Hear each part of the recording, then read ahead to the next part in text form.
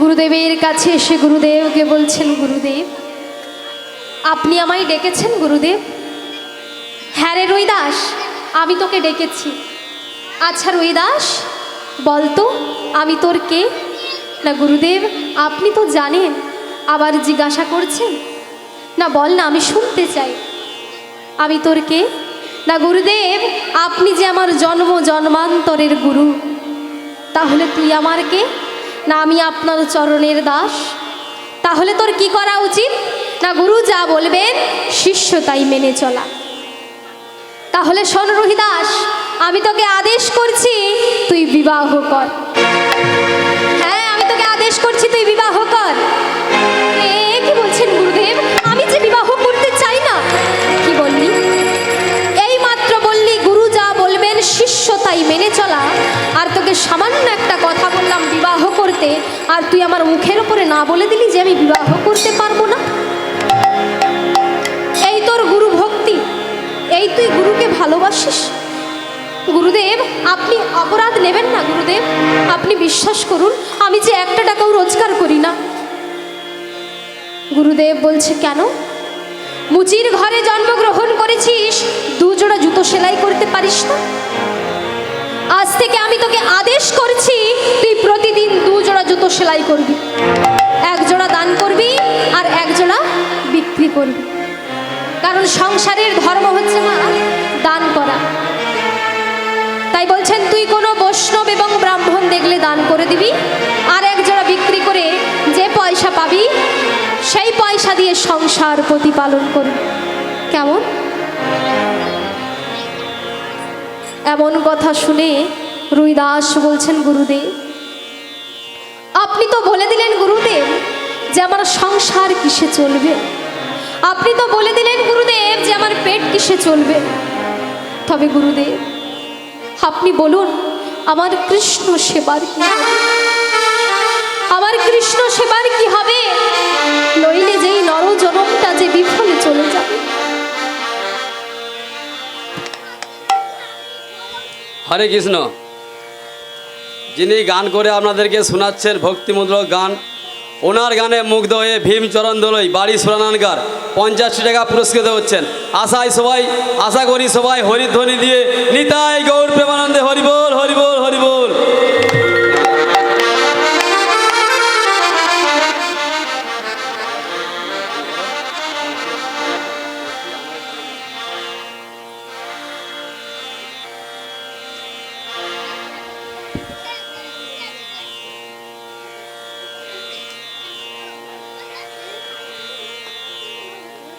বলুন গুরুদেব, আমার সংসারের কথা তো আপনি বলে দিলেন, তবে আপনি বলুন আমার কৃষ্ণ সেবার কি হবে? এমন কথা শুনে রুইদাসকে বুকের মাঝে জড়িয়ে ধরে বলছে, ওরে রুইদাস তুই কৃষ্ণ সেবা করতে চাস বাবা, তুই কৃষ্ণ সেবা করতে চাস? দাঁড়া। এই বলে ছুট্টে ঘরের ভেতরে মা সিংহাসনে ছিল শালগ্রাম শিলা, সেই শালগ্রাম শিলা এনে রুইদাসের হাতে দিয়েছে। এই নে বাবা, আজ থেকে এই শালগ্রাম শিলা তুই সেবা করবি, যা। আর শোন, তোকে 2 টাকার নকুল দানা 2 টাকার বাতাসা দিতে হবে না। তুই ভগবানকে কি দিবি জানিস? তুই ভগবানকে নাম সেবা দিবি। কেমন ভাবে? না হাতে করবি কাম আর মুখে করবি নাম। তাই বলে দিয়েছেন যে তোকে 2 টাকার নকুল দানার বাতাসা দিতে হবে না, তুই মুখে নাম করবি আর হাতে কাজ করবি। তা বলছে যা। তাই সেই শালগ্রাম শিলা নিয়ে আনন্দের সাথে ছুটতে ছুটতে যাচ্ছেন। কেমন ভাবে? পায়োজি মেনে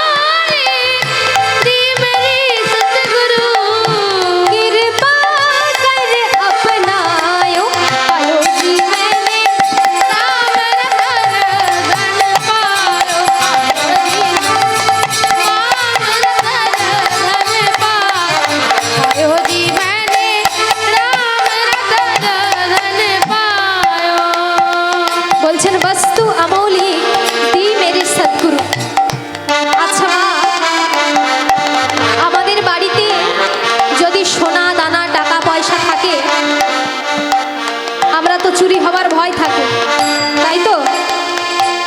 তবে এই যে গুরুদেব যে শালগ্রাম শিলা দিয়েছে, এটা কেউ চুরিও করতে পারবে না, আর কাউকে দিলে ফুরিয়েও যাবে না। তাই বলছেন, বস্তু অমূলিক দে মেরে সতগুরু, বস্তু অমূলিক দে মেরে সতগুরু, कृपा कर अपनायो पायो कि मैंने राम रतन धन पायो, पायो कि मैंने राम रतन धन पायो, पायो कि मैंने राम रतन धन पायो। जन्म जन्म की पूजी पाई, जन्म जन्म की पूजी पाई, जन्म जन्म की पूजी पाई, जन्म जन्म की पूजी पाई। इस जग में सब गायो, गायो कि मैंने राम रतन धन पायो, पायो कि मैंने राम रतन धन पायो, पायो कि मैंने राम विदाई गौर हरि हरि हरि राम रतन धन, राम रतन धन पायो। তাই গুরুদেবের কথা মতো শালগ্রাম শিলা নিয়ে এসে একটা চামড়ার থলি তৈরি করে সেই চামড়ার থলির মধ্যে ভগবানকে রেখেছে। গুরুদেব বলেছেন, বাবা, যে ভগবানকে রাখবার জন্য কোনো মন্দির এবং সিংহাসনের দরকার নেই। তাই তুই একটা চামড়া কেটে একটা থলি তৈরি করবি, সেই থলির মধ্যে ভগবানকে রাখবি। তাই থলি তৈরি করে ভগবানকে রেখে প্রতিদিন হাতে করতো কাম আর মুখে করতো নাম। আর গুরুদেবের কথা মতো আজ একজন বিবাহ করছেন, সতী সাধ্বী রমণী, যার নাম কুহেলি। কুহেলির সাথে বিবাহ হচ্ছে কেমন ভাবে? সবাই মিলে উলুধ্বনি বাবা। আজ ঢাক বাজে, সানাই বাজে, বাজিছে মাদো, ঢাক বাজে, সানাই বাজে,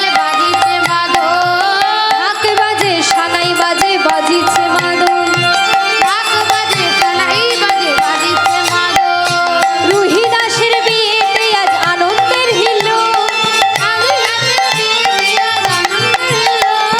রুহি দাসের বিয়েতে আজ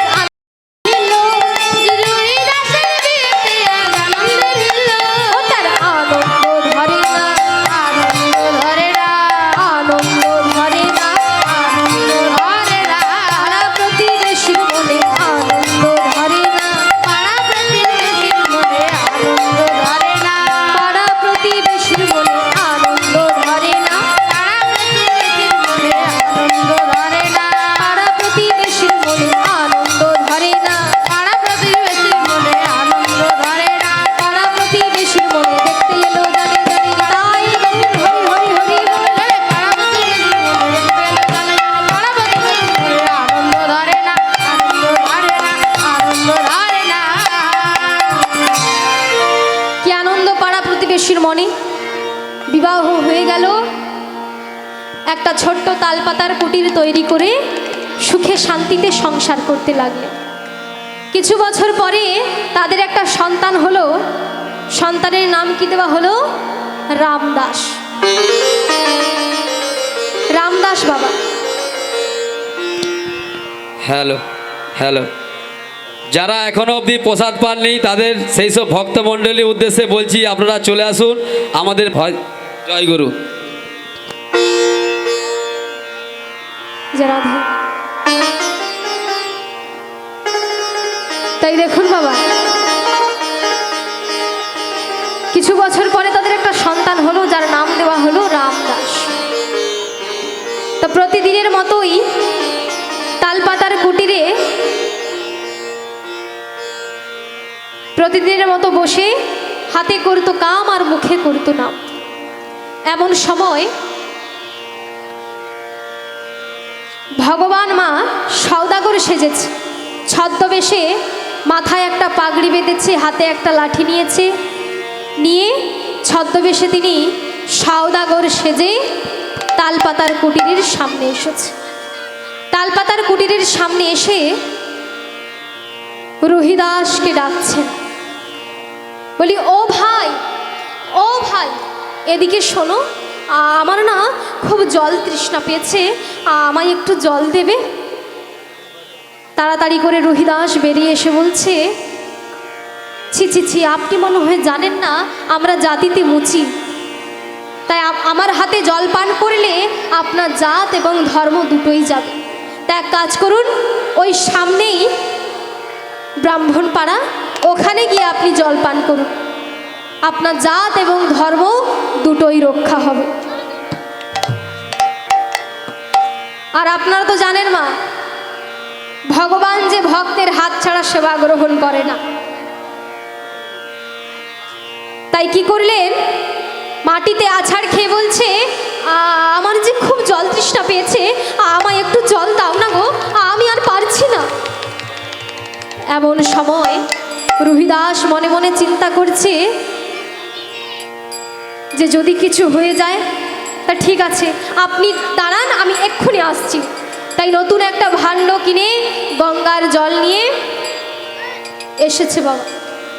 এসে সওদাগর ঠাকুরকে বলছে, এই নিন সওদাগর ঠাকুর, আমি আপনার জন্য জল এনেছি। আপনারা তো জানেন মা, ভগবান যদি এক হাতে নেয় আর এক হাতে দেয়, তাই এক হাতে জলটা নিয়ে পান করেছে, আর একটা পাথর দিচ্ছেন বাবা। কোনো মাটিতে পড়ে থাকা যে সে পাথর না, পরশ পাথর, যেটা লোহাকে ছোঁয়ালে সোনা হয়ে যায়, তা সেই পরশ পাথর দিয়েছে। আর রহিদাস বলছে, না না, আমার কিছু চাই না। বলছে, কেন, নাও, আমি দিচ্ছি। এই বলে হাতে জোর করে দিয়েছে। আর পরশ পাথর নিয়ে, আর এদিকে ভগবান মনে মনে চিন্তা করছে যে নিশ্চয়ই রহিদাস খুব আনন্দ পাবে, কারণ রহিদাস তো খুব গরিব, বাড়িতে ছেলে আছে, স্ত্রী আছে, তাই আনন্দ পাবে, এই চিন্তা করে দিয়েছে। কিন্তু রহিদাস তার উল্টোটা করলো। কি করলো না, সেই পরশ পাথরটা, যেই রহিদাসের একটা হাতে কাঁচি ছিল বাবা, যেই কাঁচিটাতে লেগেছে অমনি সোনা হয়ে গেছে। আর অমনি রহিদাস সেই পরশ পাথরটা নিয়ে মাটিতে আছাড় মেরে বলছে, এ কি, এ আপনি কি সর্বনাশ করতে এসেছেন? কেন, আমি তো তোমাকে ভালো ভেবে দিলাম, কারণ তুমি খুব গরিব, তোমার বাড়িতে ছেলে আছে, স্ত্রী আছে।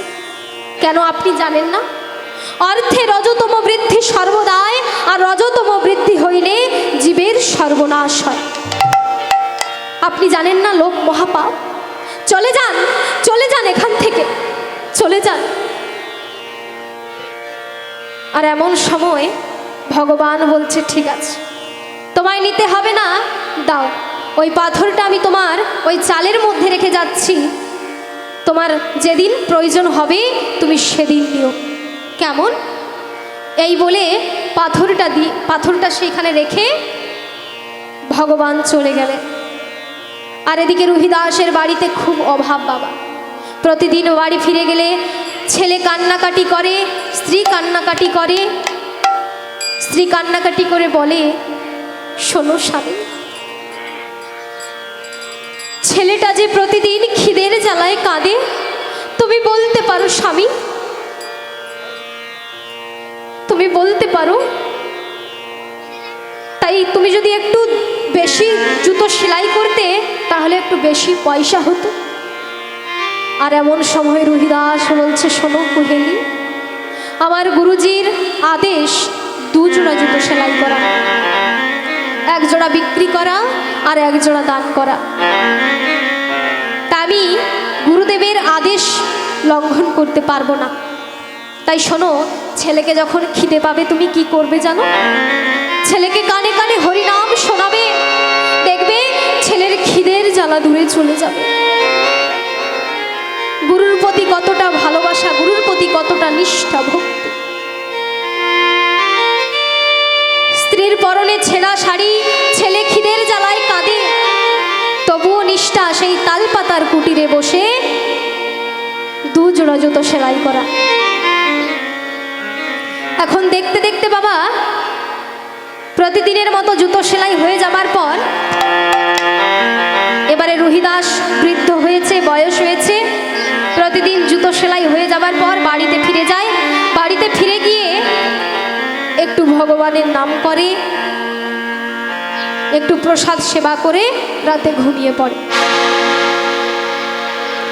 এমন সময় স্বপ্নের মধ্যে সওদাগর ঠাকুর এসেছে বাবা, মাথায় পাগড়ি বাঁধা, হাতে লাঠি। স্বপ্নের মধ্যে এসে রুহিদাসকে ডাকছেন, রুহিদাস, ও রুহিদাস। রুহিদাস বলছেন, কে? রুহিদাস, আমি সওদাগর ঠাকুর। আবার তুমি এসেছো? তুমি যে পরশ পাথর দিয়ে গিয়েছিলে, আমি আজ পর্যন্ত সেই পরশ পাথর ছুঁয়েও দেখিনি। নিয়ে যাও তোমার পরশ পাথর। কেন এসেছো তুমি আমায় বিরক্ত করাতে? চলে যাও, চলে যাও। রুহিদাস, আমার নাম যে রুহিদাস তুমি জানলে কি করে? রুহিদাস, আমি যে জগতে সবার নাম জানিব। সবার নাম জানো? বলো না তুমি কে? আমি কে তুমি জানতে চাও? তবে শোনো, তুমি যাকে ওই চামড়ার থুলির মধ্যে রেখে দিন রাত নাম সেবা দাও, আমি তোমার আরাধ্য দেবতা শ্রীহরি। কি? তুমি আমার আরাধ্য দেবতা? তাহলে সেদিন যদি তুমি এসেছিলে, তাহলে আমায় না দেখা দিয়ে তুমি কেন চলে গেলে দয়াময়? কেন চলে গেলে বলো? আমি কি তোমায় আর কোনোদিন দেখতে পাবো না দয়াময়? আর কোনোদিন দেখতে পাবো না? স্বপ্নের মধ্যে কাঁদছে আর ভগবানকে ডাকছে, দয়াময় কে তুমি? কাছেই আছো,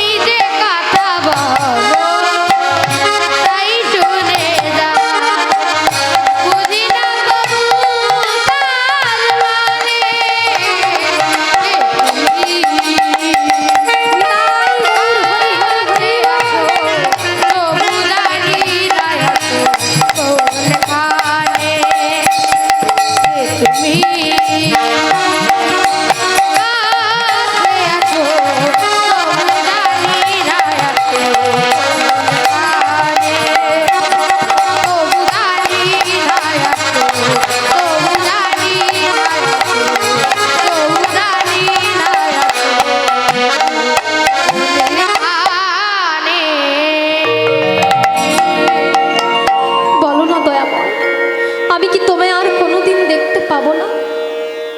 রুইদাস অঝোর নয়নে কেঁদে চলেছে, দয়াময় আমি কি তোমায় আর কোনোদিন দেখতে পাবো না, বলো দয়াময়। এমন সময় ভগবান আমার বলছেন, রুইদাস তুমি আমায় দেখবার জন্য এত কাঁদছো, তবে শোনো এই কাশিতে তোমার সাথে আমার দেখা হবে না গো। তুমি চলে এসো আমার দাদা যুধিষ্ঠির রাজসভায়, ওখানেই তোমার সাথে আমার দেখা হবে। এই বলে ভগবান চলে গেছেন। আর স্বপ্নটা যেই ভেঙেছে, তাড়াতাড়ি করে বিছানার উপরে বসেছে বাবা। বসে বসে চিন্তা করছে, এটা তো স্বপ্ন নয়, আর পুরো ঘরে চন্দনের গন্ধ। তাই চিন্তা করছে এটা তো স্বপ্ন নয়, সত্যি ভগবান এসেছিলেন, আমায় ডেকে গেছেন। আমায় যে আর দেরি করলে চলবে না, আমায় যে যেতে হবে। তাড়াতাড়ি করে সেই শালগ্রাম শিলাটাকে একটা কাপড়ের মধ্যে জড়িয়ে ঝোলার মধ্যে নিয়ে, ঝোলাটাকে বুকের মাঝে জড়িয়ে ধরে সেই রাতের অন্ধকারে কাশি ছেড়ে আজ ভগবানের কাছে যাচ্ছেন। কেমন ভাবে? দুটি বাহু তুলে গাইতে গাইতে যাচ্ছেন বাবা। পথ চলিতে আর বলিতে, পথ চলিতে আর বলিতে,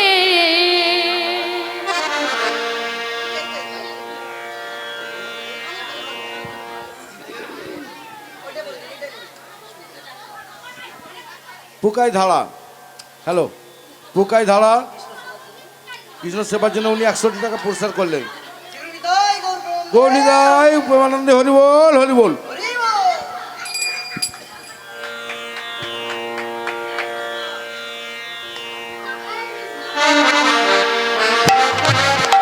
যে রাধে পথ চলিতে আর বলিতে, পথ চলি সবাই মিলে দুটি বাহু তুলে আর বলিতে, পথ চলিতে আর বলিতে, পথ চলিতে আর বলিতে,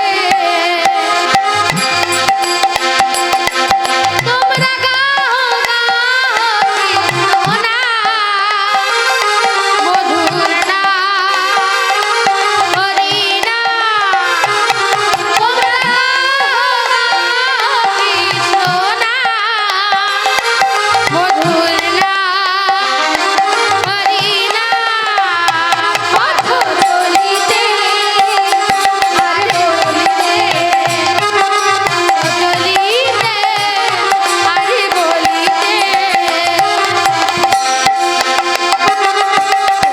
বিশ্বাসে চির বিশ্বাসে, বিশ্বাসে চির বিশ্বাসে, বিশ্বাসে চির বিশ্বাসে, প্রতি বিশ্বাসে চির বিশ্বাসে, বিশ্বাসে চির বিশ্বাসে, প্রতি বিশ্বাসে চির বিশ্বাসে, তোমরা গাও কৃষ্ণ নাম, মধুর নাম, হরি নাম, তোমরা কৃষ্ণ না মধুর না হরি না, পথ চলিতে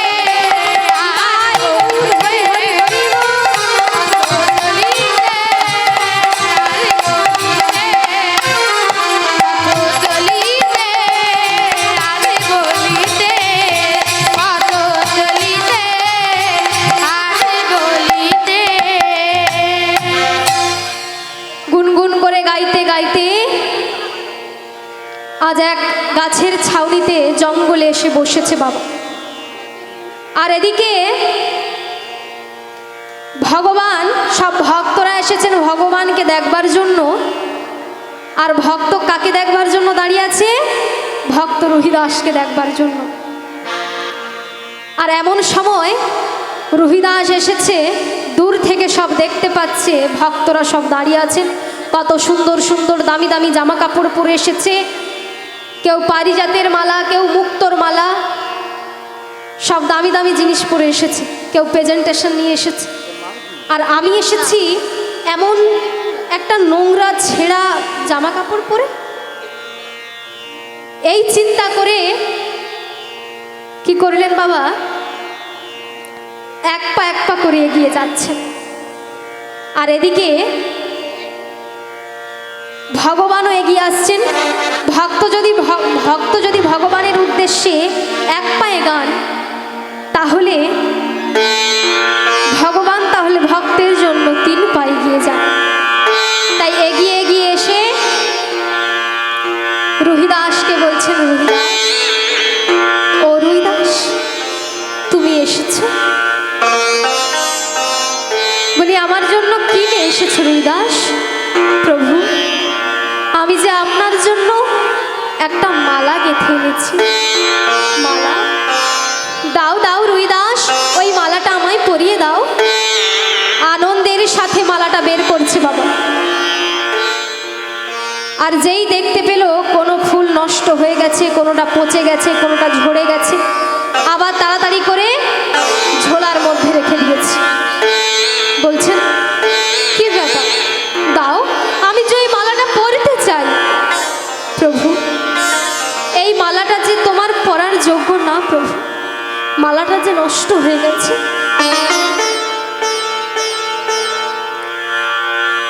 আর ভগবান কি করলেন, জোর করে ওই মালাটা পরে নিয়েছে।